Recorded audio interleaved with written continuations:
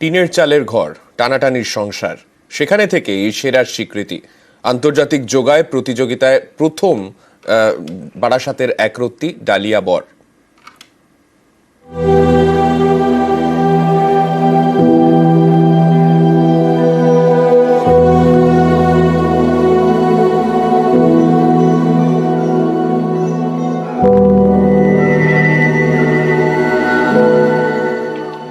ছেঁড়া কাঁথায় শুয়ে লাখ টাকার স্বপ্ন তো অনেকেই দেখেন, কিন্তু কজন সেটা সত্যি করতে পারেন?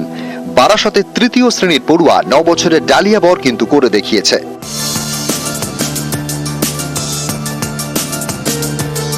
সম্প্রতি অন্ধ্রপ্রদেশের বিশাখাপত্তনমে আন্তর্জাতিক যোগা প্রতিযোগিতায় শীর্ষ বিভাগে প্রথম হয়েছে ডালিয়া।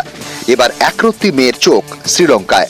কয়েক মাস পরে সেখানেই হতে চলেছে আন্তর্জাতিক যোগা প্রতিযোগিতা। Yoga world cup competition. কতগুলো দেশ ছিল সেখানে? 10টা। কি হয়েছে? ফার্স্ট। আর কোথায় যাওয়ার ইচ্ছা আছে? শ্রীলঙ্কা।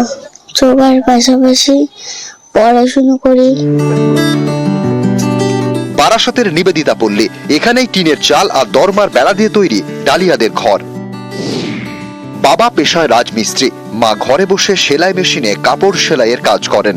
অভাবের সংসারে একমাত্র মেয়ে ডালিয়া। স্থানীয় সৃজনী ক্লাবে যোগায় হাতে খড়ি। 2 বছরের মধ্যেই আন্তর্জাতিক প্রতিযোগিতায় নামার সুযোগ তৈরি হয়। স্বপ্ন পূরণে বাধা হয়ে দাঁড়িয়েছিল আর্থিক সংকট। দুস্থ বাবার পক্ষে এত টাকা খরচ করে মেয়েকে সেই প্রতিযোগিতায় পাঠানোর সামর্থ্য কোথায়?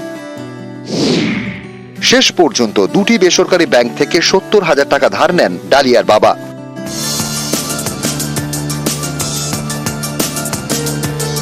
মেয়ে হতাশ করেনি, আন্তর্জাতিক মঞ্চ থেকে সেরার স্বীকৃতি নিয়ে ফিরেছে ছোট্ট ডালিয়া।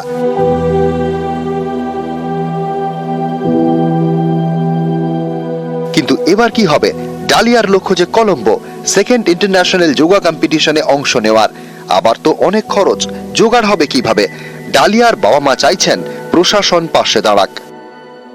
একটা সমস্যা পড়তে হচ্ছে, কেননা একটা রাজমিস্ত্রির কাজ করে মানুষের কত ইনকাম থাকতে পারে। লোন নিয়েছি, ভাবছি যে দূরে যেতে হবে, কিন্তু আমার সামর্থ্য নেই। সরকার যদি সাহায্য করে তাহলে আমি যেতে পারবো, আর না তো আমার সামর্থ্য নেই।